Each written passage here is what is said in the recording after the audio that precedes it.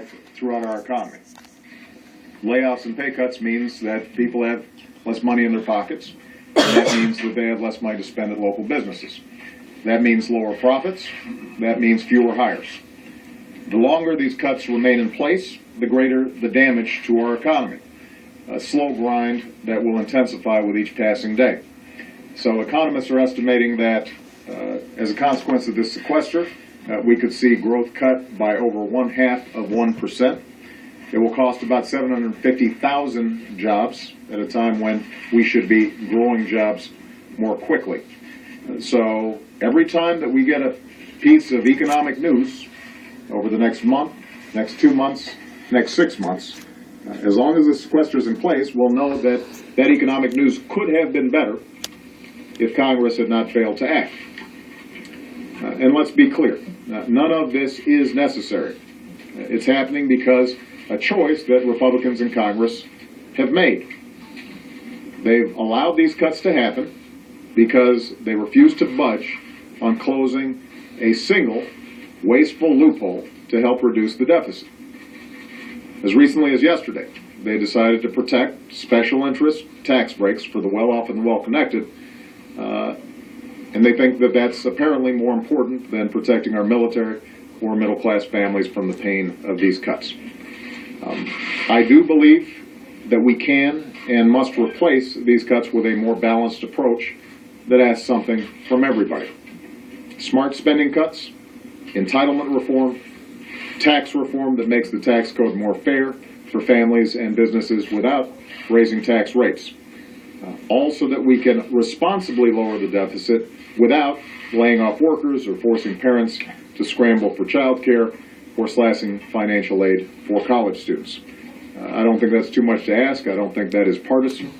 It's the kind of approach that I've proposed for 2 years. It's what I ran on last year.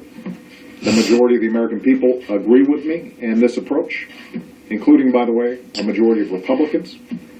We just need Republicans in Congress to catch up with their own party and their country on this. And if they did so, we could make a lot of progress. I do know that there are Republicans in Congress who, privately at least, say that they would rather close tax loopholes than let these cuts go through.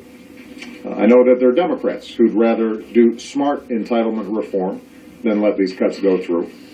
So there is a caucus of common sense up on Capitol Hill. It's a silent group right now, and we want to make sure that their voices start getting heard. In the coming days and the coming weeks, I'm going to keep on reaching out to them, both individually and as groups of senators or members of the House, and say to them, let's fix this.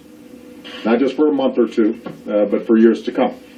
Because the greatest nation on earth does not conduct its business in month-to-month increments or by careening from crisis to crisis. And America's got a lot more work to do. In the meantime, we can't let political gridlock around the budget stand in the way of other areas where we can make progress. I was pleased to see that the House passed the Violence Against Women Act yesterday. That is a big win for not just women, but for families and for the American people. It's a law that's going to save lives and help more Americans live free from fear. It's something that we've been pushing on for a long time. I was glad to see that done. And it's an example of how we can still get some important bipartisan legislation through this Congress, even though there are still these fiscal arguments taking place. And I think there are other areas where we can make progress, even with the sequester unresolved. I will continue to push for these initiatives. I'm going to keep pushing for high-quality preschool for every family that wants it. I'm going to keep pushing to make sure that we raise the minimum wage so that it's one that families can live on. I'm going to keep on pushing for immigration reform and reform of our voting system and improvements on our transportation sector. And I'm going to keep pushing for sensible gun reforms because I still think they deserve a vote. This is the agenda that the American people voted for. These are America's priorities. They're too important to go unaddressed, and I'm going to keep pushing to make sure that we see them through. So with that, I'm going to take some questions. I'm going to start with Julie. Thank you, President. How much responsibility do you feel like you bear for these cuts taking effect? And is the only way to offset them at this point for Republicans to bend on revenue, or do you see any alternatives?